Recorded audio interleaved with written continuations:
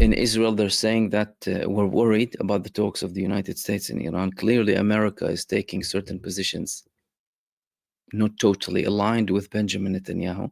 In Israel, they're admitting that there's a crisis between the administration of Donald Trump and the Netanyahu regime. But guess what? The Americans are saying, oh, it's actually going great. The situation between Iran and the US is going great. J.D. Vance had a statement today saying that the nuclear talks with Iran on the right pathway. Vance said President Donald Trump loathed nuclear proliferation and would be open to sitting down with Russia and China in the coming years to discuss reducing the number of nuclear weapons in the world, the Economic Times reported. Europe must be self-reliant in defense, he said, adding that the United States will hold talks with the German Chancellor in the coming days. But the main thing is Iran. He's saying that the talks with Iran are going well. Trump is saying that Europe needs to defend itself. Is the America First camp winning? Or America First axis in the Trump government? Tensions with Netanyahu, saying things are going well with Iran, having a deal with Yemen that excludes Israel. Yemen attacks Israel, continues the embargo in the Red Sea, and attacks Israel today after the declaration too. All of that is important. All of these are developments that are happening.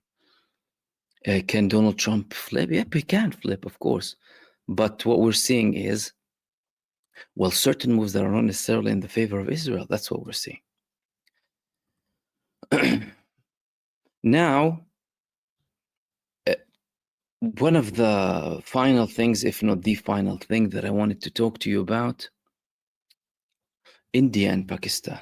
Very tense night, and after India's attack on certain Pakistani bases that it claimed were against terror bases, India released a statement saying we were not targeting the Pakistani army, therefore we are being reasonable with our attack, in a way to show that we're not interested in escalation. Pakistan saying we will respond in the right time, in the right place, only for them to start a massive attack, taking down 5 fighter jets that belong to India, Indian media confirming that they were taken down too, targeting an infantry brigade, destroying a whole base, and according to certain reports coming from Pakistan, imprisoning Indian soldiers too. The death toll rose since yesterday. However, what we want to understand here is, where are things going? Where are things going? India and Pakistan, both of them are nuclear powers. Are they going towards escalation? Before we get into the prospect of escalation or non-escalation, I just wanted to share with you something. What is it? Who sympathized with Narendra Modi? This is something very interesting. Who outright said, oh, we support India's right to self-defense?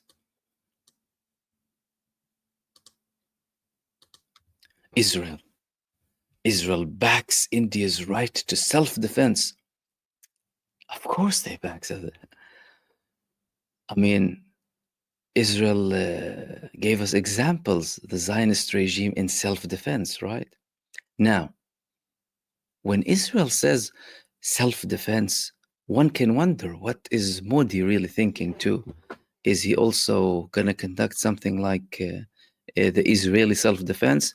We've had certain statements coming from extreme figures in the circles of Modi saying that they need to approach this situation in Kashmir like Israel is approaching the situation with Gaza. Are they going to do that? Okay, that's firstly, because both Netanyahu and Modi have been best buddies for a very long time. Look at how cute they are walking on the beach together. Do you know what's the biggest thing they share in common? Pure hatred for Islam and Muslims. That's something they share in common, both of these people. Islamophobic to the high heavens, common enemy. That's why Israel supports India so much, or Modi. Because to be fair, I mean, the people both in India and Pakistan, they deserve freedom, they deserve their rights regardless. But talking about the Modi government here, especially with his ties with Benjamin Netanyahu. And that's why Israel is saying we support their self-defense. Other countries, by the way, many of them stated that we need to de-escalate. China, many countries, Gulf, all saying we need to de-escalate. Qatar, Oman, willing to mediate, all of that talk. But Turkey said we're supporting Pakistan. Turkey was one of those countries who outright said, oh no, we actually support Pakistan. Turkey first to show solidarity with Pakistan after Indian strikes.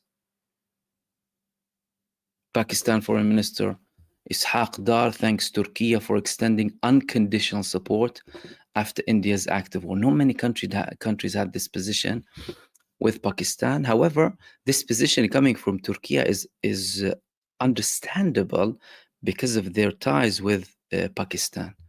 The Turkish ties with Pakistan have been increasing in recent years. Their coordination, their collaboration, their increased ties, economic ties, military ties too. And they were one of those countries, well, the first one, according to the foreign minister of Pakistan, to say, oh no, we outright support Pakistan. And the country that outright supported Modi was, of course, the Israeli entity, the Israeli regime. Now, is there going to be something really big? Are we going to see a nuclear war between India and Pakistan?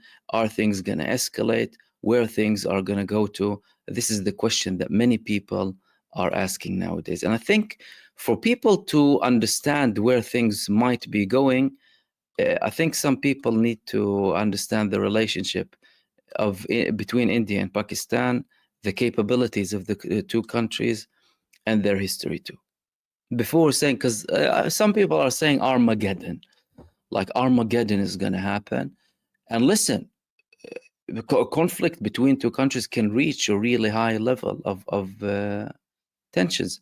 However, there are backgrounds that are important to understand, to know the prospect of reaching that nuclear Armageddon that some people are talking about. Now, from an Indian perspective, India has a no first use policy in relation to nuclear arms.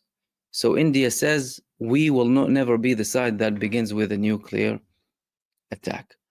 Pakistan's policy is to use nukes to counter a nuclear threat from a bigger and stronger country.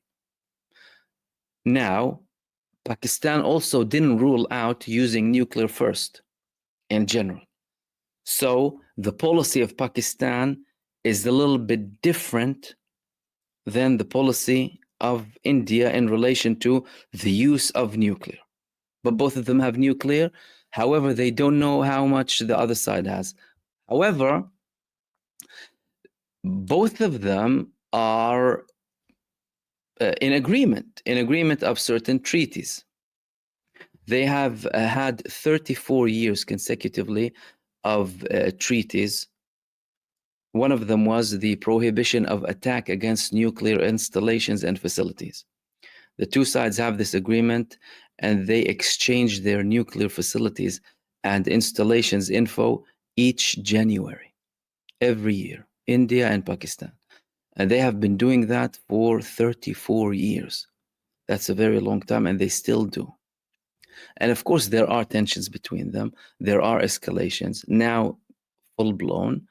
But as in full-blown, at least up until yesterday, we haven't seen any more escalation.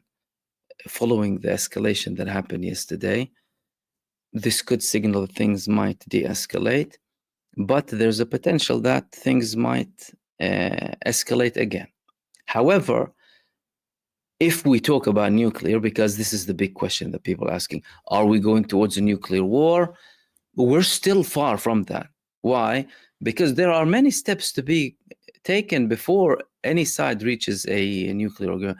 No country is under existential threat. Yes, India called what the Pakistan called what India has done an act of war. They have responded. Innocent people have been killed. There was damage. However, it's still not hasn't reached the stage of like full blown outright everything. No, we haven't reached that stage. And the prospect of a nuclear attack, although it is indeed a real prospect because the two countries are nuclear powers, it's still quite a far-fetched scenario at this moment, especially considering how long the two countries have been cooperating with each other in relation to the information they give and provide each other about their nuclear facilities and nuclear capabilities, as in capabilities in terms of where they actually develop the weapons, not the amount of weapons and amount of nuclear warheads that they have.